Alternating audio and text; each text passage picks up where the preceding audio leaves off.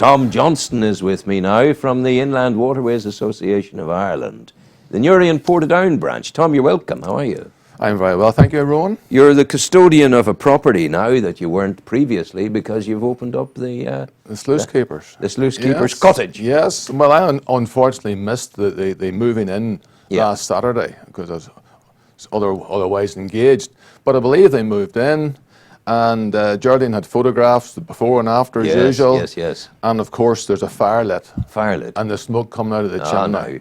What was the function of the cottage when it was operational, for real? Well, my understanding was it was a sluice keeper's cottage, and he actually operated the sluice. Is a sluice keeper the same as a lock keeper? Well, I suppose it has similar functions. Yeah. It lets the water in and out. Yes. And I think his job was to let the water out of Loch Shark or Acton Lake to flow in whatever direction it wanted to go in, to keep that part of the canal topped up so the boats could come in and out. Yeah. And it's now, is there a bothy round about it at all, where the horses were kept? No, you see, that old building was demolished. Yeah. And the one that's there now was built with funding.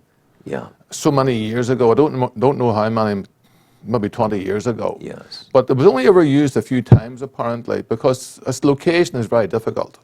It's nowhere really near any road or anything. Yeah. And the only other access is over the railway line.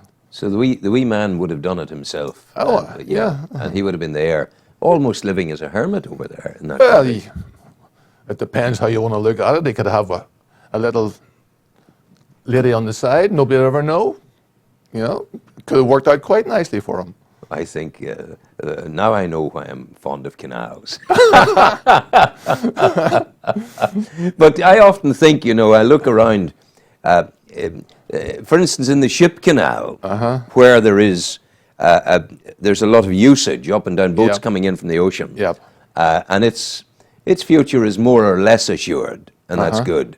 But I often dream of them building again a lock keeper's cottage down there and making a job for a person who would be there, who would be doing the basic, ordinary maintenance around the place, keeping it neat, keeping it tidy, and being there to open the locks on demand when ships come in. Because at the moment, you've got to phone the council 48 hours in advance or something. Some crazy setup. Doesn't that make a bit of sense? Maybe. Especially now when there's so many boats that are using Absolutely. And that there might be an argument in the future to say if they have a marina. Yeah. But if the council can get this new greenway up and running, and they build a marina where there's even more boats coming in, then there would be pressure on them to do something a bit more sensible. Yeah, absolutely. But the pressure isn't there at the moment, so that's the Well, it's starting to build. It is building. But you guys have done it. That'd be a good job for you when you retire, wouldn't it? I don't intend to retire, dear boy. No, it's I love the canal, and Donnelly and I, when we founded the Canal Preservation Society, we took great pleasure in looking after the wildlife. Yeah. And one element of looking after the wildlife was to demolish on the middle bank down at Green Island the huntsmen's hides. So they would be secreted in there, you see, to kill the duck. Yes. Well, we felt you shouldn't be killing the duck. Leave them alone. Yeah. So they'd very, very often to rebuild their hides. And the other thing we did, we anchored into something that we pulled up and discovered a long net about 10 feet long. Yeah. It was a tunnel net full of eel, full of eel. So naturally, we released the eel and destroyed the net. We were eco-terrorists. Maybe that's the same net or whatever it is down in the ship canal that Peter has spotted on his GPS system. Right. It could be something. I actually thought it'd be better if we could promote that as the ship canal's version of the Loch Ness Monster. Why wouldn't you? Yeah, because it's sort of it's almost the reverse. Yeah. The Loch Ness Monster has been seen apparently, but no actual soundings of it. Ours is the other way around. We've got the evidence, but you just can't see it. It's funny how things come back. When I was a young reporter in Newry, in the Frontier Sentinel 50 years ago, the council there was a lot of greenery on the canal, and it looked unhealthy and it wasn't good. And I promulgated the story of the Newry Canal monster, Yeah. and talked about various councillors that got into all sorts of trouble. How dare you say that about me? I never saw the monster. I didn't see it, and I wouldn't put it. But the other thing that has changed, we used to take creatures from the canal who were dead creatures that were there. They'd been dumped Yep. by the farming community. Yes. There were everything from sheep to goats and whatever, all dumped in the canal, My and goodness. that has stopped now. It's not so bad at all. So there might be scope for a Loch Ness monster type thing after all, if you've already started this years Well, it ago. started 50 years ago. I tell you, that was the truth of it. But what you guys are doing on the stretch going in, it's obviously hugely important, and you're making progress. Yep. You can actually touch the progress Yes. that you're creating, Yep. and that's good. So what were you doing up to now on the actual waterway itself? Well, that soundings it was taking place last week, and I think Peter went back a few more times to try to prove that red. You remember the red Yes, mark I do, he showed on you? the chart. Yeah, so he went over that a few more times, and it still showed up. It's still there. And he took a long pole to see Yeah. could he drag something up. They took grappling hooks, and my understanding is nothing showed up. Nothing showed up. So he assumes it's maybe some sort of an underground stream or something like that. Yeah, that's showing. Yeah. But it didn't happen. You mentioned grappling hooks. God help us, 50 years ago when we were just starting diving, Yeah. the way they took the remains of folk from the canal was grappling hooks. So suddenly we were there, and we were tasked on a Yep. humanitarian basis, Yep. voluntary basis, to go in and to find the remains of those who had perished. And that was done for all of 20 years before the police sub-aqua team was Yep. established, and that was an important work to Yeah. do, and it embraced the kind of concept of canal caring in a way too. You just imagine what the whales had to put up with over the years being harpooned like Oh, that, for God's sake. and they were still alive. Yeah, that goes on still. Cruel. Awful things, awful things. Yeah. So the wildlife of the canal at the moment, very substantial and somewhat, it's wonderful to see the tenacity of some of the creatures. I think of the heron Yep. who stands there. There's nothing of him, and he's there Certainly. patiently waiting for his grub and whatever else. Yep. Yeah. Well, we are trying to do other things like introduce these bee gardens and things like that. Really? And that will sort of try to do something for the pollinators. And we have a bee garden down at Moneypenny's, and we have started a new garden just at Steenson's Bridge. Have you been down there recently? No, I haven't. I've Well, heard you want to about go it, down though. there Yeah. for a walk. Yeah, yeah. And yeah. there's a piece of waste ground there that we've converted. Yes. And we're working in conjunction with, or partnership if you like, with the Moore and Cooley-Gullion outfit. Yes. So they're going to use the slopey bit as like a timeline for the granite and the stone that came out of the mountains in the area. So this is all stepped up. Yeah. And then the flat bit, we have sort of the plants that bees would like. And so, Pollinators. happy. pollinators, yes. Yes, it's amazing stuff. And it's good that you bring the bees back, because with the way things have been going with insecticides and all the rest of it, yeah. the bees were in some danger. Well, that's widely promoted. You hear that all the time. The bees have been killed off, and these big pesticide manufacturers are coming in for a rough time, especially in America. Yeah. There's men now, it's their life's work to take colonies of bees out Yep. and hire them to you in your orchards. Yes. And then they take them back again, so that's how they're doing it. Yeah.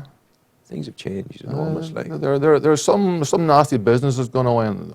There's some sort of an agreement between like America and Europe. I think it's classed as the TTIP, some of the transatlantic trade partnerships, and a lot of the stuff that goes on underneath that is highly dangerous, because it means companies can sue countries Yes. if they don't get their own way and they don't get what they want. Now that's big. Big stuff. Big stuff. Absolutely. Companies. But you don't hear about that. Companies with basically they've got their boot on your neck, That's on quite my right. neck. Yep.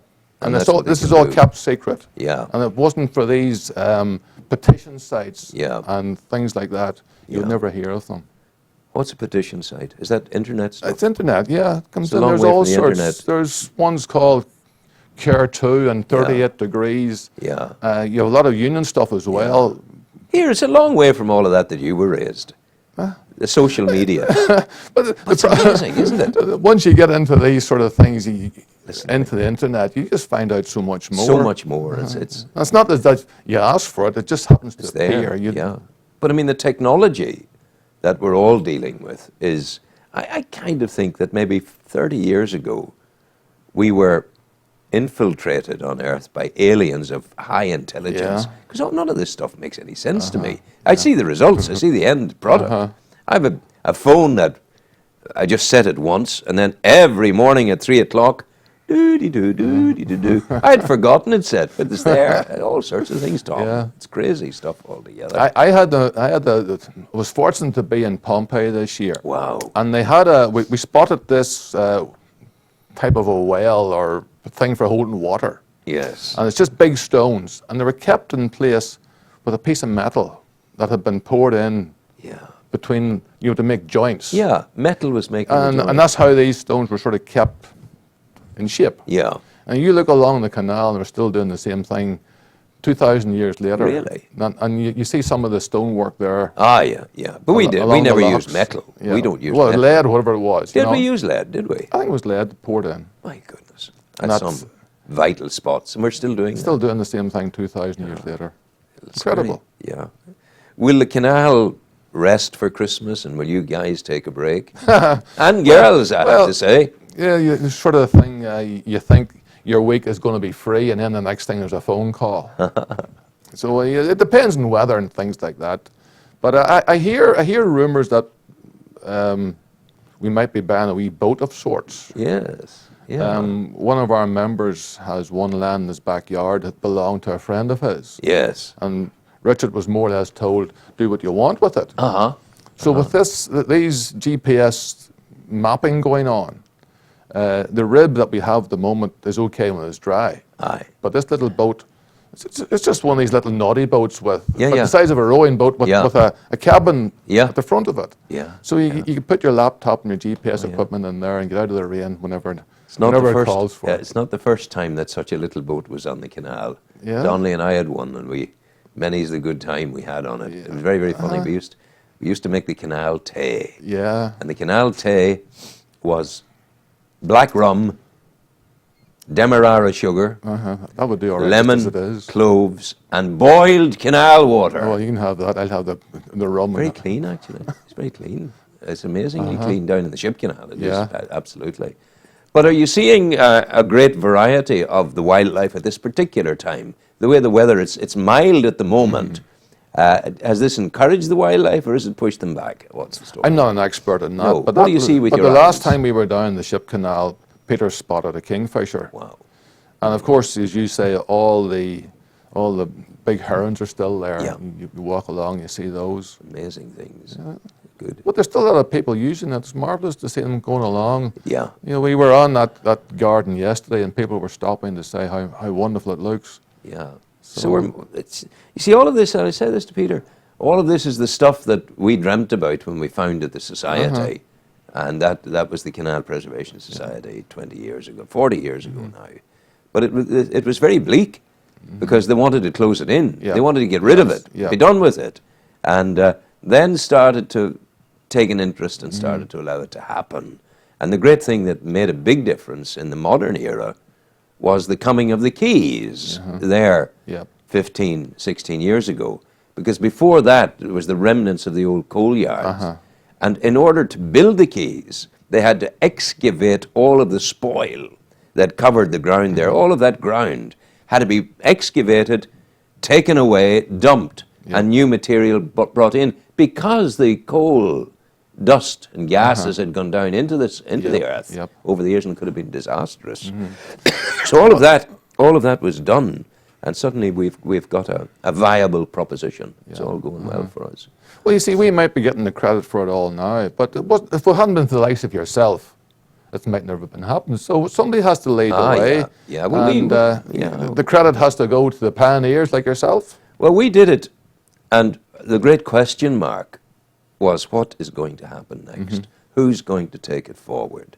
And Donnelly and I would have been on the old barge. There's an old barge down in the canal, and John McCann, the lockkeeper, would have made it available to us. Yes. And we would have gone up and we would have dredged the basin and hooked into the remnants of cars, the wrecks of cars, and we would have cranked them up out on the arm and swung them around onto the flat bed of the dredger thing. Yes. And we would have taken them away at that. And really what we did was we kept them on the deck of the dredger, and then a crane would come down and lift them off and take them away. Yep. But all of that was done. But the big worry we had was, well, how will this ever continue? Now you guys give us the answer. Yeah. You're doing it. It's, Yep. it's great. It's great.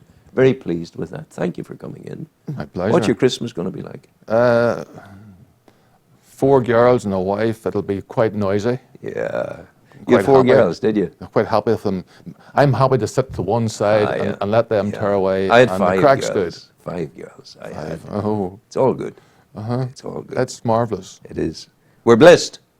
It's simple things. You just sit and listen to a DVD or something like God that. bless you. and enjoy Take it. care. Thank All you the very best. much. Can I just wish our, Yes, Tom. our members, Tom Johnston, And- to wish members and everybody else yes, happiness. wish all our members and our corporate members, those who don't come to meetings or anything, very important people. We have companies who give us a number of discounts for their products and services. Thank you very much for those. Thank you to everybody who follows us on Facebook. Here, here. And programs like this. And thank you to Rowan for keeping us in the limelight. Merry Always. Christmas to you all and a Happy New Year. 3 cheers for the canal. Hip, hip. Hooray! Hip, hip. Hooray! Hip, hip. Hooray! There you are. Destination Newry. We're back in moments.